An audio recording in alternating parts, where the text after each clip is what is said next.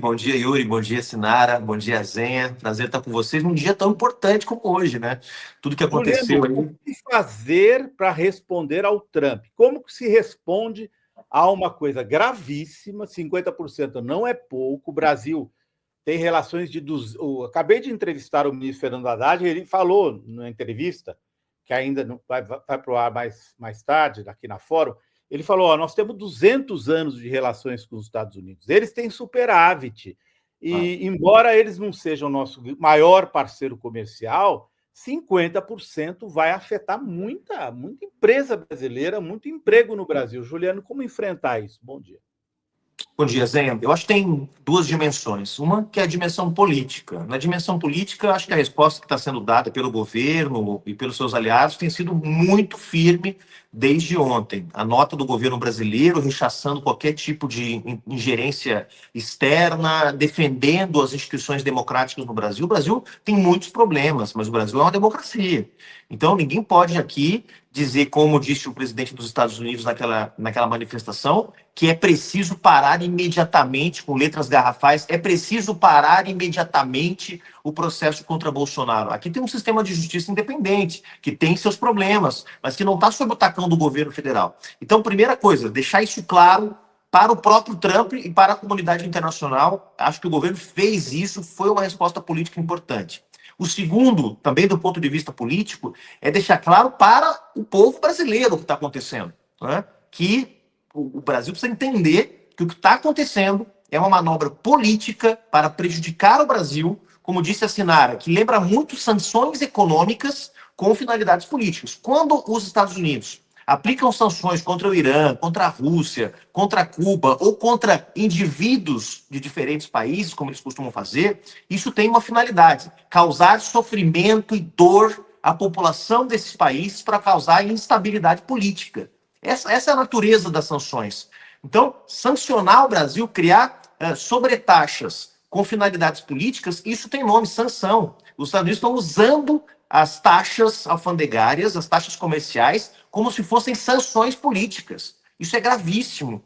E o Lula precisa deixar claro isso para o povo brasileiro, e acho que está fazendo também. Acho que o nosso campo político, a esquerda, está respondendo muito bem a essa questão. E terceiro, ainda do ponto de vista político, é mostrar que o Bolsonaro tem responsabilidade por essa tragédia que está acontecendo. O Eduardo Bolsonaro está nos Estados Unidos há meses operando para criar instabilidade, desconforto e para vender essa narrativa. É óbvio que o Trump não está tomando essa medida realmente por causa do Bolsonaro. Como mencionou a Sinara, isso tem a ver com a reunião dos BRICS. É uma resposta política a uma das principais vozes dos BRICS, que é o Brasil, que recebeu, que sediou a reunião dos BRICS. Então, acho que do ponto de vista político, nós temos que dialogar, como a gente tem feito em relação à taxação dos bilionários. Toda vez, pessoal, que o presidente Lula e a esquerda dialogam diretamente com a sociedade, sem intermediação do Centrão, sem intermediação da grande imprensa, a gente faz gol. Foi assim quando baixou a taxa de juros, ainda sob a gestão do Campos Neto. Está sendo assim agora na taxação dos bilionários. Então tem que fazer um diálogo franco com a sociedade. Agora, Zé, do ponto de vista econômico,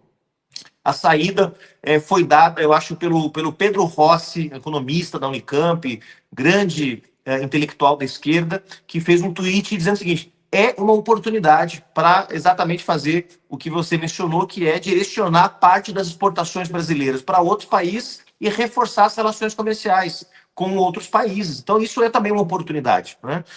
Não vai ter quebradeira de empresa, né? Quer dizer, que pode ter instabilidade, desemprego, isso pode acontecer. Mas se o governo conseguir conduzir bem, isso inclusive pode reforçar novas alianças comerciais e políticas no plano nacional, que hoje estão nos faltando, por exemplo, no debate sobre taxação dos bilionários, que a esquerda está praticamente sozinha. A partir desse debate aí, envolvendo as sanções econômicas do Trump contra o Brasil, quem sabe a gente não possa, inclusive, reatar algumas dessas relações que estão fragilizadas. Ô, Juliano, eu vou fazer duas em uma, tá? A primeira é, como que você lê essa associação da extrema-direita para 2026? Ou seja, essa campanha do Eduardo Bolsonaro, todos os bolsonaristas defendendo a bozotaxa, como que você interpreta que isso vai impactar o cenário de 2026? E, em segundo lugar, como que você avalia que isso vai impactar as manifestações de hoje que vão acontecer na Paulista às 18 horas? Olha, primeiro, Yuri, o debate que está em curso no Brasil sobre taxação dos bilionários já é um debate que colocou a extrema-direita e o bolsonarismo na defensiva, como não colocava por muitos meses. Vamos pensar, gente, que esse ano, a gente começou o ano com crise do Pix, depois enfrentou a crise da inflação dos alimentos, depois enfrentou crise no INSS e enfrentamos uma primeira crise, vamos dizer assim, em relação às mudanças do IOF. Foram meses em que a esquerda e o governo tiveram que ficar apagando incêndio. Então, é muito importante o curso no Brasil sobre taxação dos bilionários. Agora, o governo é governo, não é oposição. Ele não pode ficar criticando o Congresso indefinidamente. Ele tem que fazer o Congresso aprovar a lei que cria a isenção até R$ 5.000 para o imposto de renda, para os trabalhadores e trabalhadoras. Então, o ambiente que está colocado, ele é um ambiente bom. E colocar a gente na rua é um elemento a mais que aumenta a pressão. Agora, óbvio que esse debate sobre taxação dos bilionários, se não tiver um resultado meio rápido, aí, em algumas semanas, meses, a tendência é ele perder força. É assim que acontece quando você não tem um resultado. É a chamada economia da atenção. As pessoas vão começar a olhar para outros problemas, outras questões. Então, o governo tem que aprovar. E ter gente na rua hoje é muito importante. Então, reforçar essa convocatória é fundamental. Agora, o que aconteceu ontem só reforça a participação das pessoas hoje, porque fica claro que a extrema-direita, os bilionários, as pessoas que baixam a cabeça para o Trump e para os Estados Unidos, que isso tudo compõe um bloco de forças políticas, econômicas e sociais que quer ferrar com o Brasil para voltar ao poder. Quer dizer, se para manter a aliança com a Faria Lima eu tenho que continuar cobrando imposto dos mais pobres, dane-se, porque eu preciso dessa aliança para me eleger. Se o Trump aplicar sanções, aumentar taxações sobre o Brasil, e isso gerar desemprego, crise, dane-se, porque eu preciso do apoio do Trump para me eleger. Vai ficando claro para a sociedade brasileira que tudo faz parte de um único processo, de um único projeto, que é a extrema-direita voltar para o poder no Brasil. Então, as coisas não estão dissociadas. Por acaso, elas aconteceram ao mesmo tempo, no mesmo momento, né? Mas elas têm o mesmo sentido. E é muito importante que o ato de hoje também trate da questão do Trump. Eu acho que as lideranças que vão estar lá certamente vão fazer isso, porque tudo está dentro de um grande pacote, que é o pacote da extrema-direita se articulando, se rearticulando, sobretudo em torno do Tarcísio de Freitas. É importante dizer quem é a ficha desses caras, porque o Bolsonaro está inelegível, estará preso até o final do ano, e eles querem tornar o Tarcísio o seu grande nome. Então é muito importante que o Tarcísio, é importante para nós, que o Tarcísio vá para as redes e diga que vai dar indulto para o Bolsonaro, para que o povo saiba quem ele é. Diga que é a favor das taxas do Trump, para que o povo saiba quem ele é. Defenda os bilionários, para que o povo saiba quem ele é. Isso desgasta o Tarcísio, embora reforce a aliança dele com os super ricos, mas mostra para o povo brasileiro de que lado que essa turma está. Então eu estou otimista que o que aconteceu ontem vai reforçar a mobilização de hoje e mostrar ainda mais fortemente de que lado que os bolsonaristas estão. Até porque, né, Juliano, o fato dos Estados Unidos estarem contra o Brasil é um rico contra pobre também, né? Um rico contra pobre. Apesar de não sermos pobres, assim, metaforicamente, é olhado dessa maneira. Eu queria te perguntar uma coisa, né, que ainda sobre essa história aí da geopolítica, do Trump contra os BRICS. O Trump coloca a taxa de 50% sobre o Brasil porque ele não tem coragem de colocar sobre a China. Não é isso. Ele queria mesmo era colocar essa taxa sobre a China, mas ele não tem, gente, né? Bolas para fazer isso. Essa é a verdade. É o que a Zéia mencionou, né? O slogan lá dos Estados Unidos, TACO, né? Que um acrônimo para o Trump sempre recua, né? Mas seria mais ou menos sempre a regra, né? Seria uma tradução livre para o português, né? Um analista disse algo que me pareceu interessante. A briga com o Brasil, a guerra comercial com o Brasil, é uma guerra de relativamente baixo custo para os Estados Unidos, pelo menos rapidamente. Com a China é uma guerra de alto custo, Sinara, esse é o problema, entende? Então, realmente, porque parte das cadeias produtivas que agregam mais valor nos Estados Unidos, eletroeletrônicos, microcomputadores, enfim, as coisas mais complexas que são produzidas nos Estados Unidos, parte desses produtos dependem de tecnologia que hoje vem da China, baterias, microprocessadores. Então, há uma integração de cadeias produtivas que nenhum dos dois pode romper, porque os dois dependem dessa integração de cadeias produtivas, tá? Então, parte da tecnologia está na China, parte está nos Estados Unidos. Com o Brasil, não. Quer dizer, o Brasil ainda exporta muito mais commodities para os Estados Unidos, né? produtos agropecuários, minério de ferro, óleo cru, exportou até muito tempo, agora é bem menor, porque os Estados Unidos se tornaram autossuficientes na produção de petróleo graças ao fracking, né, ao gás de xisto. Então, o Brasil exporta para os Estados Unidos produtos de baixo valor agregado e segue importando produtos de alto valor agregado. Ou seja, por isso que eles têm superávit comercial de 410 bilhões de dólares nos últimos 15 anos. Ou seja, você tem superávit não é porque você vende mais, é porque você vende coisas que valem mais, né? Então, brigar com o Brasil é relativamente baixo custo para os Estados Unidos, porque minério de ferro e soja eles podem comprar de outro país, africano, sul-americano, né? Então, é uma briga de baixo custo. Com a China, é uma briga de alto custo. Tá? Com a China, eles realmente, se brigarem, eles vão colapsar certas cadeias produtivas. A aviação, por exemplo, gente, os aviões que são produzidos, né, nos Estados Unidos dependem de peças que vêm de várias partes do mundo. Boa parte delas da China, né? Boa parte das turbinas de avião hoje são produzidas na China. Então, você tem aí cadeias que estão muito integradas. É uma guerra de baixo custo. Agora, veja só, ser uma guerra de baixo custo não significa ser uma guerra sem custo. Tá? Porque se o Brasil responder com taxações de 50% para os Estados Unidos, vai levar prejuízos para os exportadores americanos. Né? E aí eu quero ver o Trump explicar como é que ele aumentou o custo de exportação para os produtores americanos para uma economia que tem 210 milhões de consumidores, o que não é pouca coisa, né? Ô, Juliano, antes da próxima pergunta, eu vou trazer aqui os superchats da comunidade. O Décio Amado diz: além das complicações econômicas para o país, o Bozo poderá fugir para os Estados Unidos como refugiado político. E Trump vai criar um novo Guaidó para desestabilizar o Brasil e o Lula visando 2026. A Maria Rita Guedes aqui explica o significado de furbo, que ela estava se referindo ao Tarcísio, sonso dissimulado e malandro. E o Alexandre Júnior diz: companheiros, este momento é crucial para o presidente Lula falar em cadeia de rádio e televisão, essa imposição dos Estados Unidos cobrar essa taxa anormal à população brasileira. Então, antes só de você comentar essas questões da comunidade, eu preciso trazer informação aqui, gente, sobre as manifestações de hoje. Além das 18 horas na Paulista, no MASP, a gente vai ter manifestações em Brasília, Belo Horizonte, às 5 horas, na Praça 7, Curitiba, às 18 horas, na Estação Tubo Central, Cuiabá, às 17 horas, na Praça Ipiranga, Fortaleza, às 16 horas, na Estátua do Iracema, Florianópolis, sei que tem gente da audiência lá, no Largo da Alfândega, às 17 horas, Rio de Janeiro, em frente à Bolsa de Valores, na Praça 15, às 17 horas, São Luís do Maranhão, na Praça Deodoro, no centro, às 4, Salvador, Bahia, na Estação da Lapa, às 5, e Vitória, no Espírito Santo, às 16 horas, na Assembleia Legislativa, além, é claro, da Central, que vai ser em São Paulo, às 18 horas, no MASP.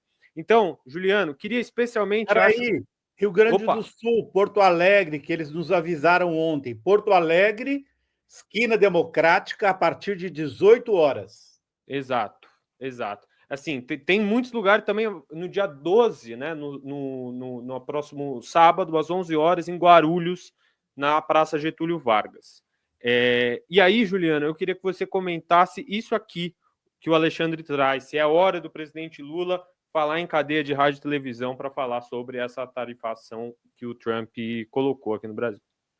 O que eu falei, Yuri, acho fundamental que o Lula se comunique diretamente. Como eu disse, nos momentos em que o presidente bancou certas brigas, a esquerda ganhou um aliado fundamental. Quer dizer, é óbvio, eu sei que o governo não tem maioria na Câmara e no Senado, precisa negociar, precisa manter um grau de relação o melhor possível com o Legislativo para aprovar os seus projetos, né? Agora, se você analisar os 25 projetos que eram prioridades do governo Lula, que foram anunciados pelo ministro Haddad no começo do ano, desses 25, 2 ou 3 só foram aprovados. A agenda do governo está travada no Congresso Nacional. Né? E isso tem a ver com a chantagem do Centrão pela liberação de emendas, pelo controle do orçamento, para que não taxem os bilionários que financiam as campanhas desses deputados.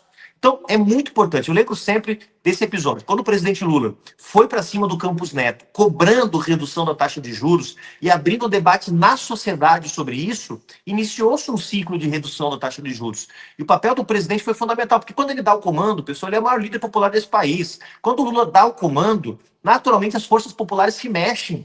E é muito mais fácil, né? Quando ele deu o comando agora, depois que foi traído pelo Centrão na votação do IOF, gente, olha a energia que esse cara liberou, né? Porque estava ali a gente criticando, fim da escala 6x1, taxação dos bilionários. Quando o Lula entra na briga, pega a plaquinha no 2 de julho, levanta a plaquinha, taxar os bilionários, olha a energia que foi liberada. Então eu acho muito importante que o presidente Lula entre mesmo nessas disputas. Acho que se tivesse um pronunciamento hoje ao país, seria fundamental. Hoje no intervalo, já que ontem teve o casamento da Raquel em Vale Tudo, a audiência da novela está bombando, entendeu? A audiência da novela está bombando, que o Lula pega o intervalo de Vale Tudo e fala, olha, vale tudo, mas com o Brasil não vale tudo, não. Se o Trump quer vale tudo, ele que vai buscar vale tudo com o outro, porque aqui não tem isso. E faça um pronunciamento ao país, entendeu? Então, eu acho que seria muito, muito bom se o presidente hoje se manifestasse. Juliano, duas perguntas numa. O deputado Rogério Corrêa acabou de nos avisar, a gente já passou um vídeo dele aqui, ele lá de Brasília nos mandou um vídeo dizendo, olha, eu vou reforçar os pedidos que eu fiz. Tornozeleira no Bolsonaro, proibição dele sair de Brasília, e até mesmo prisão preventiva, porque há uma forte especulação, que foi noticiada hoje pela Folha de São Paulo, dos ministros do STF, de que trata-se aí de uma armação, em que o Bolsonaro sairia do Brasil, né? Você é jovem, você não se lembra disso, mas no golpe de 64, você já era nascido no golpe de 64? Não era nascido ainda, óbvio. No golpe de 64, os Estados Unidos, eu escrevi até na Fórum hoje, eles articularam, né? Se houvesse uma guerra civil no Brasil, a capital do Brasil mudaria para Minas Gerais, para Belo Horizonte. O governador era o Magalhães Pinto, né? E hoje, no Brasil, eles têm um governador aliado, vários, mas um, com certeza, é o Tarcísio, né? Naquela época eram 3. Era São Paulo, Rio de Janeiro, Carlos Lacerda, São Paulo, Adhemar de Barros e o Magalhães Pinto. Não vamos chegar à guerra civil no Brasil? Com certeza não. Mas eu pergunto, você acha que o Bolsonaro é momento de tomar essa decisão? E a segunda pergunta que eu já vou jogar com um vídeo que a Sinara Menezes trouxe para a gente, que é para falar da baixa qualidade do governo Trump, a baixa qualidade intelectual, que é este vídeo que a Sinara trouxe para a gente, colocou num grupo mais cedo, que é o Trump se revelando surpreso com o presidente da Libéria falar um inglês bom, sendo que o idioma da Libéria é o inglês. Vamos ver esse vídeo que a Sinara nos mandou. Such beautiful. Where did you learn to speak Olha lá, olha, você está falando um inglês tão bonito. Onde que você aprendeu? so beautifully? We want to encourage American involvement in the investment in Liberia. Well, thank you. It's such good English. Que inglês bom, né? Ele está falando, olha, eu quero que você encoraje investimento, porque Beautiful. Where did you learn to speak so beautifully? Where were you educated? Onde que você foi educado para aprender o inglês tão bem? Olha. Where? Yes, sir. In Liberia. Yes, sir. Well, that's very interesting. It's beautiful English. É muito uma coisa idiota, né? Porque inacreditável. a história da Libéria é a história de negros libertos nos Estados Unidos que resolvem voltar à África e fundar um país. Então, a língua original deles é o inglês. É muito chocante. É muito A chocante. bandeira da Mas não é Libéria é a cara. cópia da bandeira dos Estados Unidos. É um país que foi uma colônia na prática, né? Dos Estados Você vê que o cara fica até meio Não, bobo, ele não assim, fala né? nada, viu, Sinara? Como ele não quer constranger o Trump, porque se constranger o Trump publicamente, toma sapatada. O cara ficou na dele, ele só falou, foi na Libéria mesmo que eu aprendi, ficou na dele. É uma comédia, né? E é uma mistura de ignorância com racismo, né? Porque por que você fala inglês tão bom, né? Uma coisa abjeta, né? Mas o Trump, ele é um showman, a vida dele foi construída assim, né? Um sujeito que só quer chamar atenção. E assim como ele arrumou essa briga com o Brasil, amanhã ele pode desfazer, ele é um fanfarrão, amanhã ele pode derrubar as taxas amanhã, porque ninguém sabe muito bem, né, para onde que esse sujeito aí vai ter uma pressão interna. Agora vamos ver como é que vão ser os próximos passos, mas é um sujeito absolutamente desqualificado, aliás, como era desqualificado o Bolsonaro, né? Um sujeito que não é capaz de articular 3 frases que façam sentido em bom português, é uma coisa realmente sofrível, né? Agora, eu acho, Zé, que tem que ficar de olho mesmo, tá? O processo no STF, eu estou acompanhando muito de perto, o processo no STF está andando bem rápido, está bem dentro do cronograma que foi definido, ou seja, o Bolsonaro pode ser condenado até outubro, novembro, tá? Então, tem um custo político aí prendê-lo agora, numa prisão preventiva, né, considerando que ele pode ser preso daqui 2, 3 meses. Agora, se o STF tiver informações consistentes de que ele pode estar articulando uma fuga, porque o passaporte dele já está retido, ele não pode sair do país, né, sob nenhuma condição. E agora, fundamental, a tornozeleira, por exemplo, medidas, digamos assim, preventivas, né? Não necessariamente uma prisão preventiva, mas medidas preventivas, como tornozeleira, como um acompanhamento muito atento da Polícia Federal às movimentações dele, né? Porque Zambelli fugiu por uma fronteira, deputada federal, pegou um carro, foi até a fronteira, cruzou, saiu do país, né, a pé, provavelmente, na Ponte da Amizade, algum lugar, e dali pegou um voo e fugiu para a Itália. Então, tem que ficar atento. Eu acho que, por exemplo, a medida de uma tornozeleira, algo assim, embora dê para tirar a tornozeleira, ele vai ficar tirando, aí desrespeito à decisão judicial, aí tem que meter uma preventiva, tem um custo político, tá? Esse tipo de ativa. Mas se o STF tiver informações concretas de que há esse risco, não tenho dúvida de que tem que tomar as medidas cabíveis, porque eu não quero o Bolsonaro fora do país, eu quero o Bolsonaro fora da política, banido da política brasileira. Se ele está nos Estados Unidos, ele fica fazendo política e intervindo na política brasileira. Para tirar o Bolsonaro da política brasileira, é inelegibilidade e cadeia, que é o que resolve mesmo tirar esse sujeito de circulação, né? Ô, Juliano, eu queria te perguntar uma coisa que todos querem saber. Quando que o Boulos vai para o governo? Eu tô aqui no escritório dele nesse momento. A gente estava num papo aqui. Acabei de interromper a conversa com ele para vir aqui falar com vocês. Mas o Boulos está à disposição do presidente, óbvio, ele quer ajudar o país, quer ajudar o governo, seja como deputado, vai ajudar o governo como deputado, se for o caso, vai ajudar o governo como ministro, está ajudando o governo, mobilizando também nas ruas, não porque tenha sido um pedido do governo, né, mas como dirigente social que ele é do MTST, da Frente Povo Sem Medo. Então o Boulos vai ajudar, de um jeito ou de outro. Eu ainda não sei, porque quando eu voltar para lá, talvez ele me conte. Mas, não, só fala aí, abre o jogo. Porque o Yuri antecipou, eu ia entrar 12h20, aí o Yuri falou, não, entra 11h45, então não tenho o furo para entregar aqui, entendeu? Mas eu estou aqui no escritório dele, mas nesse momento o Boulos tá bem como deputado, tá focado pra caramba. Se o presidente Lula convidar, ele vai aceitar, mas por enquanto não tem nenhum convite, não. O Rovai deu matéria aqui na Fórum esses dias, cravando que vai ser essa semana que vai rolar o Boulos no Ministério do Lula, né? Eu acho que o Boulos ele está muito bem nas redes, né? Eu acho que tem umas pessoas do nosso campo, Juliano, que estão dominando as redes, né? Estão com um domínio muito bom, né? O Boulos, o próprio Lindbergh está se saindo muito bem nas redes, né? Melhorou muito, né? A esquerda melhorou muito nas redes sociais nesses últimos anos. Eu não sei se é porque eu tô vendo agora e a gente tá pegando fogo, né? Os nossos próprios canais estão com uma audiência muito boa. Então, eu acho que essa história, por exemplo, da inteligência artificial, que a extrema-direita achou que ia reinar, a gente pegou rapidinho o jeito, não foi? Não, e certas técnicas, né? Eu soltei um vídeo 2 dias atrás, né, explicando uma coisa bem didática, assim, nas minhas redes. Aliás, quem está nos assistindo aí, @JulianoPessol, tá aqui embaixo do meu nome, @JulianoPessol. Quem quiser seguir lá, vou ficar muito contente. Um videozinho bem explicativo